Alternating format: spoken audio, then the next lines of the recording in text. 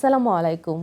সুপ্রিয় দর্শক, সবাইকে স্বাগত জানাচ্ছি জিটিভির সাপ্তাহিক স্বাস্থ্য বিষয়ক আয়োজন এসপি হসপিটাল নিবেদিত আপনার স্বাস্থ্য অনুষ্ঠানে। পুরো অনুষ্ঠান জুড়ে আপনাদের সাথে আছি আমি ডক্টর শায়লা হক। আমাদের আগেকার যুগে ব্যথা বেদনার জন্য কিন্তু কবিরাজের ঝাড়ফুঁক চিকিৎসা ছিল অনেক বেশি জনপ্রিয়। সেই জনপ্রিয়তার জায়গা বর্তমান যুগে চেঞ্জ হয়ে সেখানে জায়গা করে নিয়েছে ফিজিওথেরাপি নামক অনবদ্য চিকিৎসা পদ্ধতি। এই ফিজিওথেরাপি চিকিৎসা পদ্ধতি আমাদের বর্তমান যুগে এত বেশি কার্যকর হয়েছে যে হাঁটু ব্যথা, কোমর ব্যথা, ঘাড় ব্যথা সহ যে কোনো ব্যথাই কিন্তু নিমেষেই দূর হয়ে যাচ্ছে অনেকটা ম্যাজিকের মতন। সেই রকম ব্যথার সমস্যাগুলোয় ফিজিওথেরাপি আসলে কিভাবে কাজ করে এবং আধুনিক চিকিৎসা পদ্ধতিগুলোতে কি কি উন্নতি এসেছে সেই বিষয়গুলো নিয়ে আজকে কথা বলবো। আমাদের আজকের আলোচনার বিষয় হচ্ছে হাঁটু, কোমর এবং ঘাড় ব্যথার অপারেশনবিহীন আধুনিক ফিজিওথেরাপি চিকিৎসা। আমাদের এই সম্পর্কে জানাতে স্টুডিওতে আমন্ত্রিত অতিথি হিসেবে উপস্থিত আছেন বিশিষ্ট ফিজিওথেরাপি বিশেষজ্ঞ doctor S Chakraborty, chief consultant and chairman, SP hospital, সহযোগী অধ্যাপক, ঢাকা কলেজ অফ ফিজিওথেরাপি। আমাদের আজকের আলোচনার বিষয় আপনাদের যে কোনো পরামর্শের জন্য সরাসরি কল করুন টেলিভিশন স্ক্রিনে দেখানো নাম্বারে। চলে যাচ্ছি আমাদের আজকের অতিথির কাছে। আসসালামু আলাইকুম স্যার, আপনাকে স্বাগত জানাচ্ছি আমাদের আজকের আয়োজনে। কেমন আছেন আপনি? আমি ভালো আছি, আপনি কেমন আছেন? আলহামদুলিল্লাহ স্যার, ভালো আছি। স্যার, এই যে কথা বলছিলাম যে আগেকার যুগে ঝাড়ফুঁক চিকিৎসার জন্য ফিজিওথেরাপি এবং বর্তমান যুগের যে ফিজিওথেরাপি, এই ঝাড়ফুঁক চিকিৎসায় কবিরাজের চিকিৎসার সাথে আমাদের এই ফিজিওথেরাপির পার্থক্য কি আসলেই আছে? অনেকে এটা জানতে চায়। ফিজিওথেরাপি চিকিৎসা টোটালি ন্যাচারাল ট্রিটমেন্ট। এটা সৃষ্টি থেকেই কিন্তু শুরু। পৃথিবী যেদিন সৃষ্টি হয়েছে সেদিন থেকেই কিন্তু ফিজিওথেরাপি শুরু হয়ে আছে। মেডিসিনের ইতিহাস কিন্তু খুব শর্ট টাইম, বাট ফিজিওথেরাপির ইতিহাস কিন্তু এটা কোটি কোটি বছর আগে থেকে। কারণ মানুষ ন্যাচারালভাবেই যেভাবে সুস্থতা আসতো, বাট এখন কিন্তু সেই ন্যাচারালভাবে সুস্থতাটাকেই ফিজিওথেরাপির মাধ্যমে আধুনিক চিকিৎসা বিজ্ঞানের সাথে অ্যাড হয়েছে, যেটা এখন রিসার্চ ভিত্তিক হচ্ছে। এখন প্রতিটা ডিজিজ নিয়ে রিসার্চ হচ্ছে, এখন প্রবলেমগুলোকে আইডেন্টিফাই করে এক্স্যাক্টলি ট্রিটমেন্ট। কারণ এখন মানুষ কিন্তু আর রিস্ক নিতে চায় না, যেটা আজ থেকে 50 বছর আগেও মানুষ রিস্ক নিত। কোনো পরীক্ষা নিরীক্ষা ছিল না, ইনভেস্টিগেশন ছিল না, আন্দাজের উপর অনেক চিকিৎসকদের অনেক মহামারী ঘটেছে তখন, কারণ আন্দাজের উপর ট্রিটমেন্ট চলতো। বাট আর এখন যেটা হচ্ছে সেটা হচ্ছে কনফার্ম করতে হচ্ছে। যেমন মেকানিক্যাল একজন মানুষের শরীরে কত পার্সেন্ট মেডিসিনের কাজ করবে, কত পার্সেন্ট ন্যাচারাল কাজ করবে। অ্যাকচুয়ালি আমরা যদি বেসিক্যালি আমরা যেটা আইডেন্টিফাই করতে চেষ্টা করবো, আমরা যদি এক্সপ্লেন করি যে আমাদের শরীরে আসলে কে কাজ করছে, এই যে এত এত ডিজিজ, এত এত সমস্যা, এগুলোকে আমাদের শরীরে কে রক্ষা করছে? একমাত্র immunity system. So immunity system কিন্তু আমাদেরকে সুস্থ করে, মেডিসিন কিন্তু হেল্প করে, মেডিসিন কিন্তু কখনোই সুস্থ করে না। সো ইমিউনিটি সিস্টেমের সব থেকে বড় মেডিসিন হচ্ছে তার ফিজিক্যাল এক্সারসাইজ, মুভমেন্ট। মুভমেন্ট হচ্ছে পৃথিবীর সব থেকে শক্তিশালী মেডিসিন, যেটা ফিজিওথেরাপির মাধ্যমে বর্তমান যুগে আমরা আধুনিকভাবে সেটা বিভিন্নভাবে থেরাপিউটিক এক্সারসাইজের মাধ্যমে আমরা সেটাকে সঠিকভাবে প্রয়োগ করতে সক্ষম হচ্ছি, যেটা আগে ন্যাচারালি করতো। ইতিহাসে দেখা গেছে কি, দেখুন আমাদের একজন বিখ্যাত একজন মনীষী আছেন, যিনি বাবা লোকনাথ ব্রহ্মচারী। 163 বছর বেঁচেছেন। তার সময় কোনো ওষুধ ছিল না, কিন্তু 163 বছর বেঁচেছেন কিভাবে? দেখা যাচ্ছে এক্সারসাইজের মাধ্যমে, ফুড নিয়ন্ত্রণের মাধ্যমে, খাদ্য এবং এক্সারসাইজ এর মাধ্যমে তার লংজিভিটি, যে এই যে লম্বা একটা জীবন পেয়েছে। তো আরও অনেক মানুষ ছিল 125 বছর, 130 বছর বেঁচেছে। আগে কিন্তু আমরা বৃদ্ধ মানুষকে মরতে দেখতাম, এখন কিন্তু সমাজে আমরা বৃদ্ধ মানুষকে মরতে দেখি না। এখন দেখি কি, এখন কিন্তু সব কিন্তু আসলে ন্যাচারাল ডেথ নাই, এখন সবে artificial death, cardiac arrest, heart attack, cancer, এগুলোতে মানুষ মারা যাচ্ছে।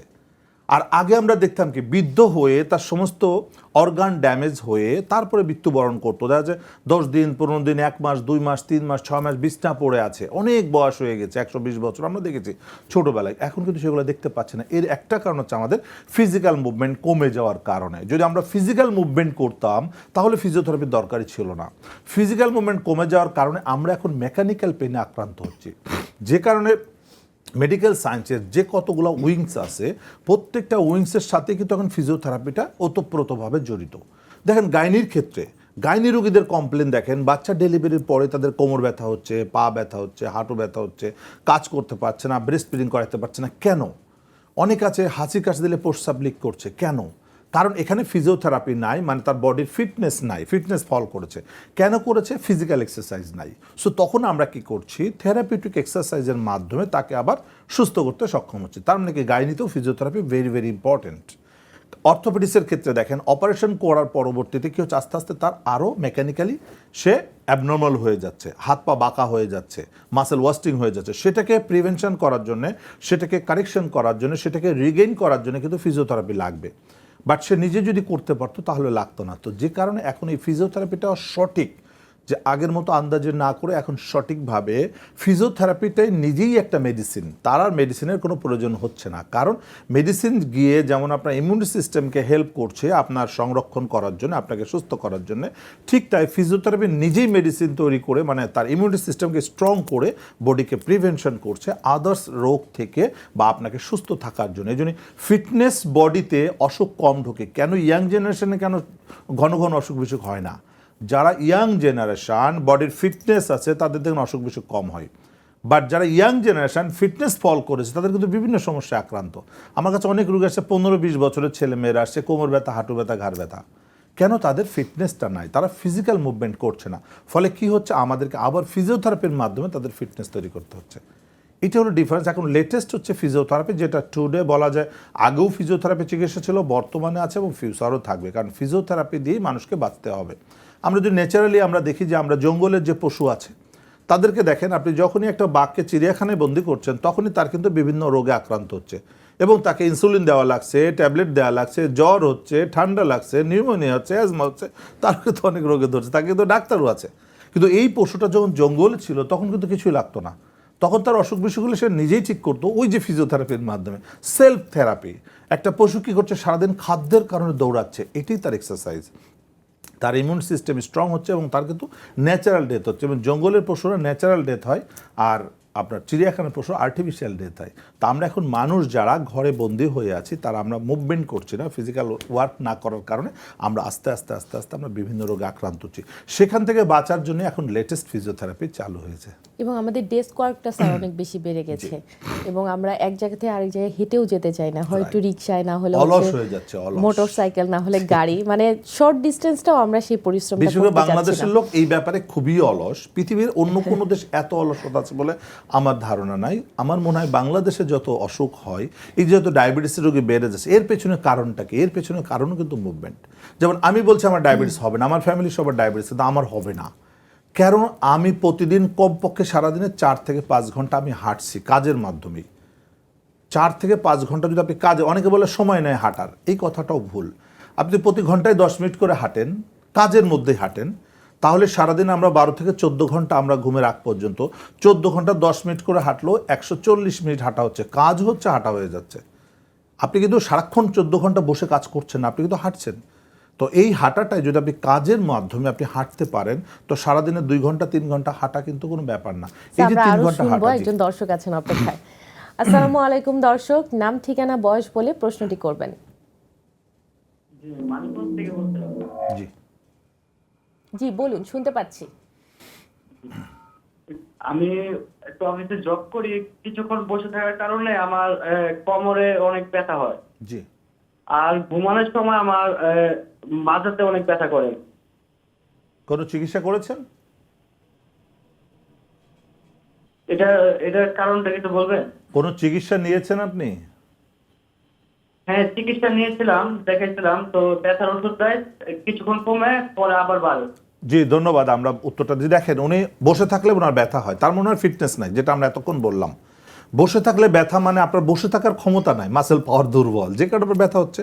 এবং এটার কারণে ডিসপ্রোলাপস হচ্ছে, রাতে শুয়ে থাকলে আবার ব্যথা বেড়ে যাচ্ছে, তার মানে তার ডিসপ্রোলাপস আছে। এটার ট্রিটমেন্ট কিন্তু পৃথিবীর কোনো ওষুধে কাজ হবে না। উনি কিন্তু বলেই গেল ওষুধ খেলে ভালো লাগে, ছেড়ে দিলে বেড়ে যাচ্ছে, তার ওষুধে কোনোদিন সমাধান হবে না। এটার সমাধান একমাত্র ফিজিওথেরাপি। ফিজিওথেরাপির জন্য মাসেলকে স্ট্রং করে ওনার বডির ফিটনেসটাকে বাড়াতে হবে। যখনই মাসেল স্ট্রং হয়ে যাবে তখনই ফাটাটা রিপেয়ার হয়ে যাবে, উনি সুস্থ হয়ে যাবে। এটার জন্য মাত্র 3 থেকে 6 সপ্তাহ সময় লাগবে। তো প্রথমত আমরা বলি একদিন এসে দেখাই, শিখে নেন, বাসায় নিজেরটা নিজে করেন। আর্লি স্টেজে আসলে নিজে ট্রিটমেন্ট করতে পারবে, আমরা একদিন ট্রিটমেন্টে রোগী সুস্থ হয়ে যাবে। যদি এটা খারাপের দিকে যেতে থাকে আস্তে আস্তে এরপর এটা ট্রিটমেন্ট করতে 42 দিন চিকিৎসা করতে হবে। দর্শক, আমি আপনাকে সাজেস্ট করবো একজন ফিজিওথেরাপি স্পেশালিস্টের কাছে গিয়ে আপনি কোমরে একটা MRI করে আপনার ডিসপ্রোলাপস আছে দেখে আপনি ফিজিওথেরাপি শিখে নেবেন, বাসায় নিজে নিজে করেন। 6 সপ্তাহ কন্টিনিউ এক্সারসাইজগুলো করলে আপনার ফিটনেস বেড়ে গেলে ইনশাআল্লাহ ব্যথামুক্ত থাকবেন এবং ব্যথা ওষুধ খাওয়ার কোনো প্রয়োজন হবে না। ধন্যবাদ আপনাকে। স্যার আমরা বলছিলাম যে ডেস্ক ওয়ার্কের কারণে কিন্তু এই ফিজিওথেরাপি না নেওয়ার কারণে ডেস্ক ওয়ার্ক যারা করছে তাদের কিন্তু এই সমস্যা কোমর ব্যথা এবং পরবর্তীতে হাঁটু ব্যথা হচ্ছে। এই ডেস্ক ওয়ার্ক যারা লং টাইম করতে হচ্ছে তাদের ক্ষেত্রে স্যার আপনি কিভাবে এটাকে দূর করতে বলবেন? না, অ্যাকচুয়ালি দেখেন প্রত্যেকটা অফিসেই কিন্তু একজন বিশেষজ্ঞ থাকা উচিত কিভাবে ডেস্কগুলোকে সেট আপ করা যায়। কারণ আমাদের মার্কেটে দেখবেন সব চেয়ার টেবিল কিন্তু একই সাইজের, হাইট কিন্তু সব এক, কিন্তু মানুষ কিন্তু সব এক সাইজের না, কেউ ছোট কেউ বড়। তাহলে একজন লম্বা মানুষের জন্য যে চেয়ারটা প্রয়োজন, যে টেবিলটা তার সাথে ফিট হবে, একজন খাটো মানুষের জন্য সেটা ফিট হবে না। সো যে কারণে আমরা বলি কাস্টমাইজ করার জন্য প্রতিটা অফিসে প্রত্যেকটা ম্যান অনুযায়ী তার সিস্টেম অনুযায়ী কিছু কাস্টমাইজ করে নেওয়া উচিত। সেই কাস্টমাইজ করার জন্য একজন বিশেষজ্ঞ লাগে, যেটা আর্গোনমিক্স বলা, যেটা একজন ফিজিওথেরাপি স্পেশালিস্ট করে থাকে। আমাদের এই জিনিস যেমন চেয়ারটা কীভাবে হবে, টেবিলটা কীভাবে, কম্পিউটারটা কোথায় থাকবে, লেবেলটা কোথায় থাকবে, টেলিভিশনটা কোথায় থাকবে। এখন আপনি যদি মাথা নিচু করে কম্পিউটারে কাজ করতে থাকেন ঘাড় ব্যথা হবে, মাথা উঁচু করে যদি কাজ করতে ঘাড় ব্যথা হবে, কোমর বাঁকা করে কাজ করতে কোমর ব্যথা হবে। সো এই যে লং টাইম বসে থাকবেন, কতক্ষণ পর বসবেন, কতক্ষণ দাঁড়ায় কাজ করবেন। অন্যান্য দেশে আমরা দেখেছি, ইউরোপ আমেরিকাতে দেখেছি মানুষ দাঁড়ায় দাঁড়ায় কাজ করে, এটাও কিন্তু একটা এক্সারসাইজ। আপনি দাঁড়ায় দাঁড়ায় কাজ করেন, মাঝে মাঝে বসেন, কিন্তু আমাদের দেশে সবাই শুধু বসেই কাজ করে, দাঁড়াইতে চায় না। তো এটাও একটা অলসতা। সো দাঁড়িয়ে কাজ করা সব থেকে ভালো। দাঁড়ায় কাজ করলে আপনার বডি অটোমেটিক এক্সারসাইজ হয়, এটা ন্যাচারাল, যেটা আমরা বলি অ্যাক্টিভ এক্সারসাইজ। কন্টিনিউ তার মাসেল ওয়ার্ক করছে, ফলে মাসেল স্ট্রং থাকে। সো এই দাঁড়ায় কাজ করতে পারলে অনেক ভালো। তো আমাদের ডেস্কের নিয়মিত কিছুক্ষণ দাঁড়ায়, কিছুক্ষণ বসে, কিছুক্ষণ মানে কাজটাকে আমরা এমনভাবে সুইটেবল করে নিব যেন আমি সব কিছু মানে স্মার্টলি কাজটা করতে পারি। যেমন আমি সারাদিন চেম্বার করি, আমি কিন্তু প্রায় 12-14 ঘন্টা চেম্বারে বসে থাকি, কিন্তু চেম্বারের মধ্যে আমার হাঁটা কমপ্লিট করি 4-5 ঘন্টা। যখন পেশেন্ট থাকে না তখন আমি চেম্বারে আমি হাঁটাহাঁটি করছি, পাইচারি করছি। রুগী আসছে, আমি রুগী দেখছি, রুগী চলে যাচ্ছে, আবার হাঁটছি। এই যে সারাদিন আমার যে অফ টাইমটা আমি কাজে লাগাচ্ছি, প্রত্যেকে তার তার নিজস্ব টাইমটা বেছে নেওয়া উচিত। এই কাজটাই তো স্যার আমরা করি না, যে ঠিক আছে এখন অফিসে কাজ নেই, আমি হয়তো 2টা রাউন্ড হাঁটতে পারি, কিন্তু আমরা কিন্তু ওই সময়টা একটু বসে থাকি, মোবাইলে স্ক্রল করি। মানে এইভাবেই হয়তো আমাদের ফিটনেসটা আরও কমে যাচ্ছে। হ্যাঁ, কারণ আপনি যদি ফিটনেস রাখতে চান, সুস্থ থাকতে চান, আপনি অনেক এক্সকিউজ দেখাবেন। আপনার সময় নাই, কাজের চাপ বেশি, অনেক কিছু। তো অনেকে বলে স্যার হাঁটার জায়গা নাই, আমার ট্রেডমিল নাই, কোথায় হাঁটবো। তাই আমি বলি শোনেন, হাঁটার জন্য একটা জিনিস দরকার। বলে স্যার কি জিনিস? ইচ্ছাশক্তি। ইচ্ছা শক্তি। আপনি যদি ইচ্ছা শক্তি থাকে আপনি যে কোনো জায়গায় হাঁটতে পারবেন। আমি যখন এয়ারপোর্টে আমি ঝুঁকি, এয়ারপোর্টে আমার প্লেন 1 ঘন্টা পর প্লেন ছাড়বে, 1 ঘন্টা আমি কী করবো? আমি 1 ঘন্টা হাঁটছি, ওখানে আছে। এখন যদি আমি ট্রেডমিলের পেছনে ছুটতাম তাহলে ট্রেডমিল তো বাসায়, এয়ারপোর্টে ট্রেডমিল নেওয়া যাবে না। সো আমি ওখানে হাঁটতে পারছি। আমি কোথাও কোনো কাজে গিয়েছি, সেখানে কাজটা আমার আধা ঘন্টা দেরি হচ্ছে, আমি আধা ঘন্টা হাঁটছি।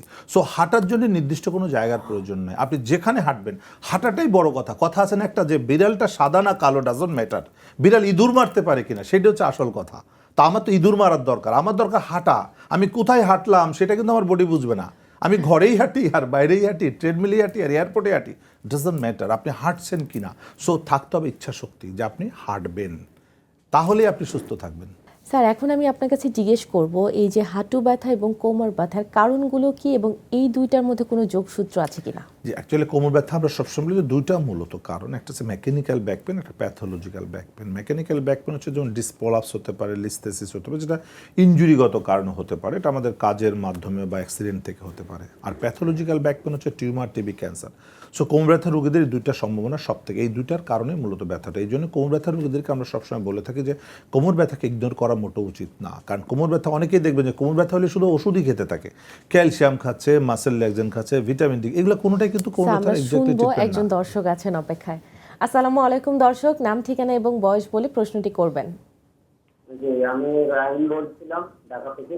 জি, আমার 2021 সালে হচ্ছে আমার L1 ব্লাস্ট হয়েছিল বাইক অ্যাক্সিডেন্ট। এরপরে আমি স্ক্রু দিয়ে ফিক্স করছে, কিন্তু আমার এখনো 4টা স্ক্রু লাগাইছে, এক সাইডে এখনো স্ক্রুতে ব্যথা হয় মাঝে মাঝে, যখন ঝাঁকি হয় তখন। জি। আপনি কি এমআরআই আমি করেছিলেন? ফিজিওথেরাপি নিয়েছি, কিন্তু আমার এখনো মানে সমাধান হয়নি আর কি। এমআরআই করেছিলেন? জি, আমার জি, ধন্যবাদ আমার উত্তরটা। দেখেন, ওনার 21 সাল থেকে ব্যথা, এখন 25 সাল, 26 সাল, 4 বছর 5 বছর অলরেডি গন, এখনও ব্যথা ভালো হয়নি। থেরাপিও নিচ্ছে, কারণ থেরাপিটা নিচ্ছে মুভমেন্টের মাধ্যমে। এই মুভমেন্টের কারণে ওনার যে ডিসপোলাপস মানে L4-5 ফাটল আছে, ফাটাটা রিপেয়ার হয়নি, এটার জন্য রেস্ট লাগবে। রেস্টে থেকে থেরাপি দিলে এটা 21 থেকে 42 দিনের 100% ভালো হয়ে যাবে। কারণ রিপেয়ার হলে ভালো হয়ে যাবে। মানে একটা হাড় ভেঙে গেলে বা ফেটে গেলে প্লাস্টার বাধ্যতামূলক। আপনি প্লাস্টার না করে চলাফেরা করতে আস্তে আস্তে আস্তে আস্তে সেটা একসময় ভেঙে দুই টুকরো হয়ে যাবে। ঠিক তাই ডিসপোলাপসকে নিয়ে যতই থেরাপি দেন, যত ওষুধ খান, আস্তে আস্তে খারাপের দিকে যাবে, ভালো হবে না। তো কখনো ভালো লাগবে, কখনো খারাপ, এইভাবে করতে করতে একসময় খারাপ হয়ে যাবে। দর্শক, আমি আপনাকে সাজেস্ট করি আপনাকে 3 থেকে 6 সপ্তাহ ট্রিটমেন্ট করতে হবে। 3 সপ্তাহ বেড রেস্টের থেকে ফিজিওথেরাপি নিতে হবে। মুভমেন্ট করলে এটা কখনোই ভালো হবে না, আস্তে আস্তে এটা খারাপের দিকে যাচ্ছে। সো অবশ্যই আপনাকে আবার একটা এমআরআই করে দেখে দেন রেস্টের থেকে ফিজিওথেরাপি দেন, 3 সপ্তাহের মধ্যে ইনশাআল্লাহ সুস্থ হয়ে যাবে। ধন্যবাদ আপনাকে। স্যার, এই পেশেন্টের কথা থেকেই আসি যে এই যে 4 বছর যাবত উনি সাফারিং হচ্ছে এই ব্যথায়, তো এই ব্যথাগুলো দীর্ঘদিন যাবত যখন ক্রনিক পেইনে পরিণত হয় তখন এদের জটিলতাগুলো কি দেখা যায়? অ্যাকচুয়ালি কোমর ব্যথা থেকে লাস্ট জটিলতা যেটা অবশ হয়ে যেতে পারে, প্যারালাইসিস হয়ে যেতে পারে, ব্লাডার ইনকন্টিনেন্স, প্রস্রাব পায়খানা প্যারালাইসিস হয়ে যেতে পারে। সো কোমর ব্যথাকে আমরা সবসময় বলি এটা দ্রুত ঠিক করতে হয়। কারণ কোমর ব্যথার জন্য যদি কেউ প্রশ্ন করে যে কোমর ব্যথা ভালো হতে কতদিন সময় লাগে, অ্যাকচুয়ালি রিসার্চ বলছে 21 থেকে 42 দিন, এর বেশি দরকার নেই। তাহলে কেন 4 বছর কষ্ট পাচ্ছে? সঠিক ট্রিটমেন্টের অভাবে, ভুল ট্রিটমেন্ট, আসলে ডিরেকশনটা সঠিক নাই। যেমন কারো যদি পা ভেঙে যায় তাহলে সবাই কিন্তু একটাই কথা বলবে, কি বলবে? প্লাস্টার করতে। যদি ভেঙে সরে যায় তাহলে বলবো অপারেশন করে, রিডাকশন করে দেন প্লাস্টার করতে। এটা কিন্তু থিওরি, এটা কিন্তু সিস্টেম, এটা প্রোটোকল। তো কোমর ব্যথা রোগীরা কিন্তু প্রোটোকল ঠিক নেই। কেউ বলছে থেরাপি দেন, কেউ বলছে অপারেশন করেন, কেউ বলছে ইঞ্জেকশন দেন, কেউ বলছে ওষুধ খান, কেউ বলছে দেখেন কী হয়, কিন্তু কেউই জানে না আদৌ সেটা ভালো হবে কি না।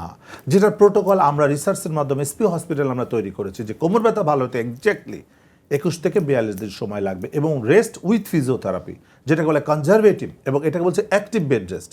শুধু বেড রেস্টে থাকলে হবে না, অ্যাক্টিভ বেড রেস্ট। বেড রেস্টের থেকে আপনাকে অবশ্যই দিনে 4 বেলা ফিজিওথেরাপি নিতে হবে, এটাই প্রোটোকল।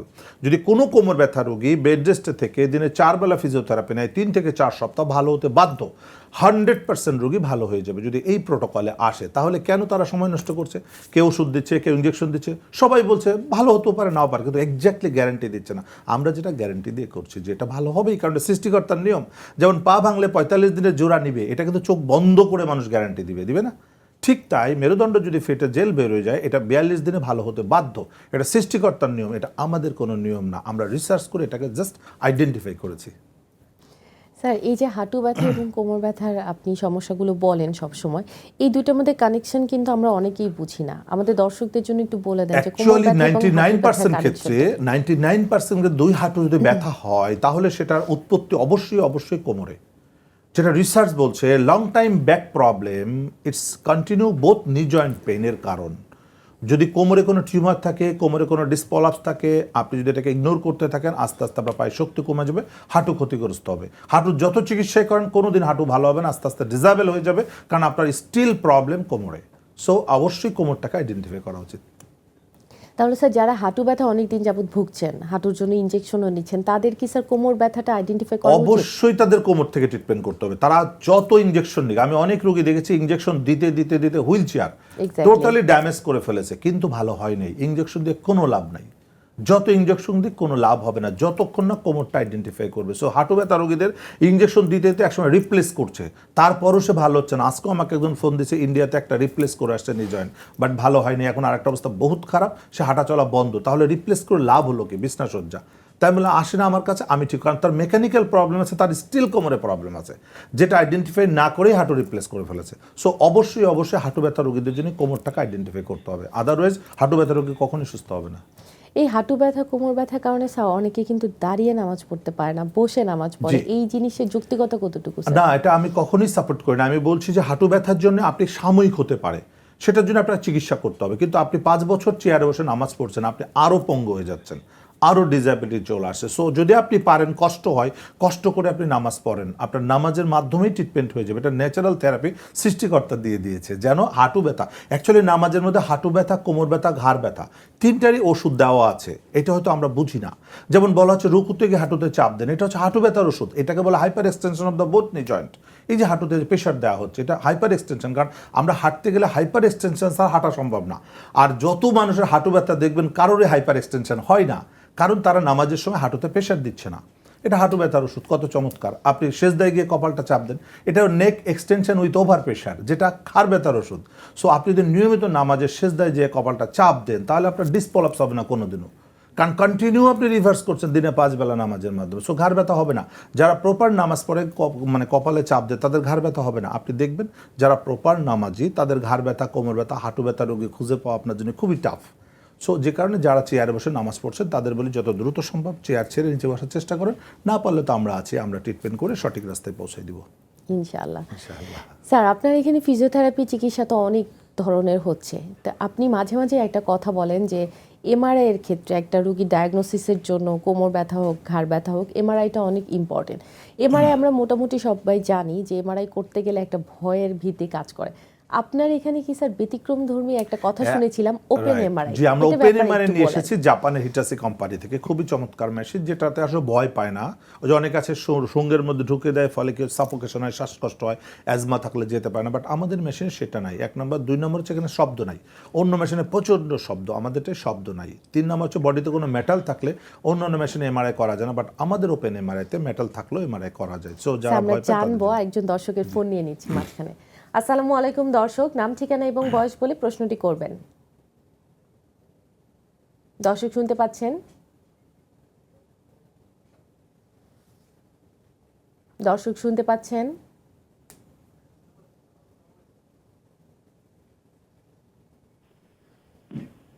দর্শক শুনতে পাচ্ছেন?